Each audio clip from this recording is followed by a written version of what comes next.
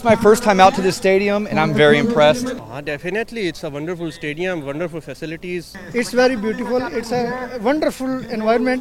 2 দিন ব্যাপী অনুষ্ঠিত হওয়া এম্বাসি ক্রিকেট কার্নিভালের আজ ফাইনাল অনুষ্ঠিত হয়েছে।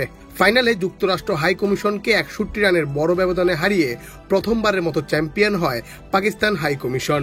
2 দিন ধরে চলতে থাকা এম্বাসি ক্রিকেট কার্নিভালের শুরুটাও যেমন আনন্দমুখর ছিল, শেষটাও ছিল জাঁকজমকপূর্ণ।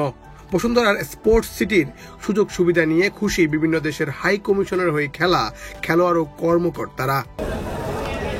বসুন্ধরা স্পোর্টস সিটির মাঠ, নিরাপত্তা ও সুযোগ সুবিধা নিয়ে বেশ খুশি পররাষ্ট্র মন্ত্রণালয়ের ইস্ট উইং সচিব ডক্টর মোহাম্মদ নজরুল ইসলাম। গেম প্লের আয়োজনে এই নিয়ে দ্বিতীয়বারের মতো বসুন্ধরা ক্রিকেট গ্রাউন্ডে এই টুর্নামেন্ট আয়োজন করা হয়েছে। না, থ্যাংক ইউ, তাদেরকে আবারও ধন্যবাদ জানাচ্ছি, বিশেষ করে বসুন্ধরা কিংস অ্যারেনা এবং তাদের যে স্পোর্টস ফ্যাসিলিটি, যেটা পাশে হয়তো বড় একটা ভেন্যু আছে, আর এটাও yet two B developed fully. তারপরও আমি বলবো যে অ্যারেঞ্জমেন্ট আমরা পেয়েছি ফ্যাসিলিটিস, সেদিক থেকে এক্সেলেন্ট অ্যারেঞ্জমেন্ট এবং তাদেরকে আবারও আন্তরিক ধন্যবাদ। বসুন্ধরা স্পোর্টস সিটির সুযোগ সুবিধা নিয়ে খুশি বিভিন্ন দেশের হাই কমিশনের হয়ে খেলা খেলোয়াড়রা। বসুন্ধরা স্পোর্টস সিটির নান্দনিক ও আধুনিক স্থাপত্য দেখে অবাক হয়েছেন তারা। Yeah, this is my first time out to this stadium and I'm very impressed. I mean, as you can see, it's going to be big. I'm looking forward to what it's going to turn into, and I do think there's going to be a lot to be done here. Definitely, it's a wonderful stadium, wonderful facilities. I think it's a little under construction when it's complete.